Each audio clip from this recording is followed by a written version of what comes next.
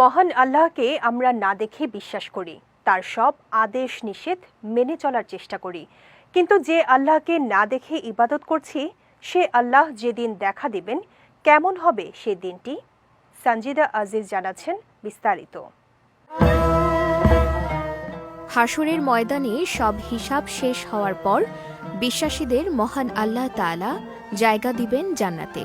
সেই জান্নাত হবে পরম শান্তি এবং নিয়ামতের জায়গা, যেখানে মানুষের কোনো ইচ্ছাই অপূর্ণ থাকবে না।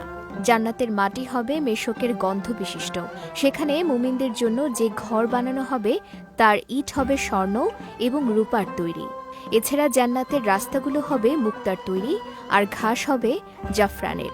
সেখানে কারো বয়স বাড়বে না।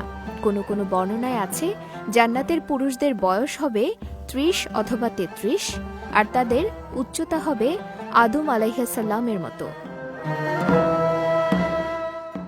অন্যদিকে জান্নাতের নারীদের সৌন্দর্য হবে অকল্পনীয়।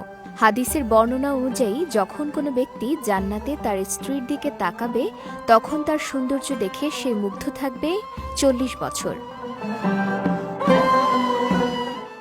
আল্লাহর এত সব নিয়ামত আর সুখের মাঝেও একটি জিনিস তখনও বাকি থাকবে। আল্লাহ একদিন সব জান্নাতবাসীকে এক জায়গায় জমা করবেন আর জিজ্ঞেস করবেন, হে ঈমানদারগণ, তোমরা কি জান্নাতে সন্তুষ্ট? আর কি চাও বলো?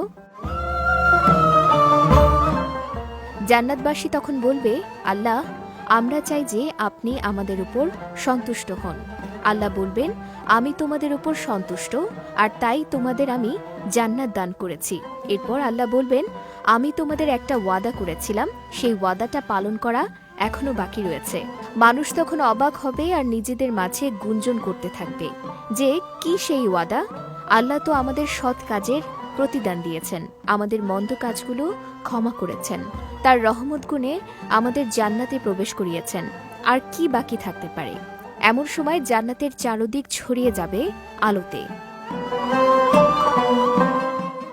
স্বয়ং আল্লাহ সেই জমায়েতে উপস্থিত হবেন আর বলবেন, কারা সেই ব্যক্তি যারা আমাকে কখনো দেখেনি কিন্তু তবুও বিশ্বাস করেছে? আজকে হচ্ছে বৃদ্ধির দিন, তোমরা যা চাও তাই দেয়া হবে। তখন জান্নাতবাসী বলবে, হে আল্লাহ, আমরা আপনাকে দেখতে চাই। আল্লাহ সেই জমায়েতে উপস্থিত থাকলেও তার ও জান্নাতবাসীর মাঝে থাকবে নূরের পর্দা। ফলে মানুষ আল্লাহর উপস্থিতি দেখলেও তখনও আল্লাহকে দেখতে পারবে না। কিন্তু মানুষের কথা শুনে আল্লাহ সেই পর্দা সরিয়ে দিবেন, আর মানুষ প্রথমবারের মতো দেখবে তাদের মালিকের চেহারা। সেই মালিক যাকে না দেখে ইবাদত করেছে, ভালোবেসেছে, ভয় পেয়েছে। মহান আল্লাহ যেন আমাদের সবাইকে সেই দিনটি দেখার সৌভাগ্য দান করেন। আমিন। সঞ্জিদা আজিজ, বিজয় টিভি, নিউজ ডেস্ক।